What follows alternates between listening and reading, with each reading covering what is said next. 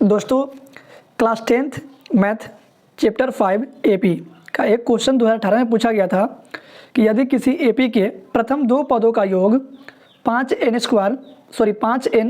n square है तो उस एपी का सार्व अंतर क्या होगा। ऑप्शन है -2, 4, 2, -4। तो आइए इसे कैसे सोल्व करते हैं। और ये क्वेश्चन 2018 में पूछा गया था। इसको सोल्व करने का सबसे आसान मेथड है, हमें कुछ इसके बारे में टिप्स जानना पड़ेगा। तो सबसे पहले आप ध्यान रखिएगा कि कोई भी एपी होगा उसमें प्रथम पद को बोलते हैं A1 या T1। क्या बोलते हैं? A1 या T1। तो प्रथम पद जो होता है वह बराबर होता है हमेशा S1 के। अब यहाँ S1 क्या है, तो प्रथम पद को हम यहाँ डिनोट करते हैं A1 से, और प्रथम पदों का जो योग होगा वह S1 होगा। तो हमेशा S1 और A1 दोनों क्या होता है, आपस में बराबर होते हैं। क्या होते हैं?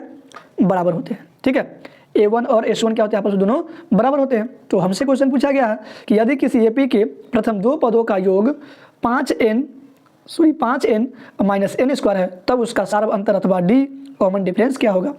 तो यहाँ पे दिया गया है कि एपी के दो पदों का योग दिया गया है, यानी S2 जो आपको दिया गया है वह 5n - n स्क्वायर है। और जब हम n का वैल्यू यहाँ पर 1 रखते हैं, ठीक है, तो ये आपका पहला पद निकलेगा। क्या निकलेगा? पहला पद। तो यहाँ 5 एकम 5 और n का मान हो गया 1 स्क्वायर 1, तो ये आ गया आपका 5 के 5 -1 यानी 4 हो गया। क्या हो गया? 4 आ गया। इसी प्रकार तो ये जो 4 हो गया वह A1 हो गया या S1 हो गया। अब निकालेंगे S2। क्या निकालेंगे? S2। तो S2 का जो मान पुट करना है वो लिखेंगे 5 × 2 -2 का स्क्वायर। तो 5 का जो 5 दूना 10 और 2 के स्क्वायर क्या हो जाएगा? 4। ये बच गया 6। और S2 को हम क्या कर सकते हैं, S2 का यहाँ पर देखिएगा आप कि A1 + A2 बराबर होता है S2। A1 + A2 बराबर क्या होता है हमेशा? S2 का। और जैसा कि आप देख सकते हैं कि A1 का मान यहाँ भी क्या निकाला है? 4 निकाले हैं, या S1 का मान, और S2 का मान हम अभी क्या निकाले हैं? 6 निकाले हैं। तो यहाँ से निकालेंगे A2 का मान। तो A2 का जो मान A1 का मान हो गया 6, A2 का मान हो गया A2, और S2 का मान अभी क्या निकाले हैं?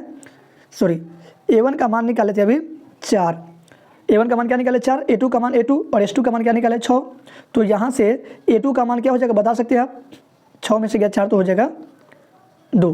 A2 का मान क्या हो गया? 2। तो A2 का जो मान आपका 2 हो गया। अब हमें निकालना क्या है? डिफरेंस यानी सार्व अंतर। तो सार्व अंतर में हम लोग क्या पढ़े हैं कि सार्व अंतर यानी डी जो निकालते हैं वह हमेशा दूसरा पद माइनस पहला पद से। तो दूसरा पद का जो वैल्यू अभी आया है वह 2 है, और पहला पद का वैल्यू क्या दिया है आपका? 4।